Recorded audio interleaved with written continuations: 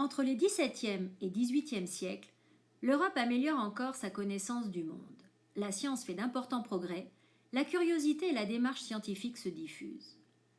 L'expédition de James Cook à Tahiti en est un bon exemple. James Cook est un navigateur anglais. La Royal Society, une institution dont le but est de favoriser et développer les sciences, lui demande d'explorer un océan méconnu, l'océan Pacifique. Il embarque avec lui des scientifiques, astrologues, cartographes, botanistes, naturalistes et illustrateurs chargés des observations. Les documents qu'ils écrivent alors servent de source aux historiens pour comprendre ces périodes. Ils font avancer la connaissance dans de nombreux domaines. C'est en 1769 que leur navire accoste sur les rives de l'île de Tahiti. L'astronome Charles Green y observe le transit de Vénus, c'est-à-dire le moment où la planète Vénus s'intercale entre la Terre et le Soleil. C'est un phénomène astronomique très rare qui permet de mesurer la distance entre les astres. Le botaniste Solander et le naturaliste Banks ont découvert plusieurs espèces d'oiseaux, de plantes et de poissons jusque-là inconnus des Européens.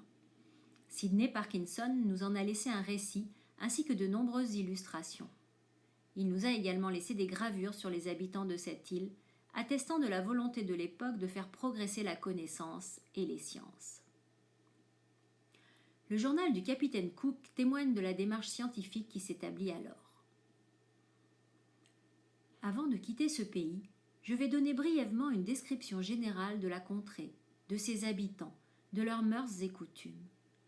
Je dois préciser que beaucoup de choses ne sont fondées que sur des suppositions, car nous n'avons passé nulle part assez de temps pour bien nous instruire des règles auxquelles obéit leur société, et nous ne pouvons tirer des conclusions que de ce que nous avons eu l'occasion de voir par nous-mêmes.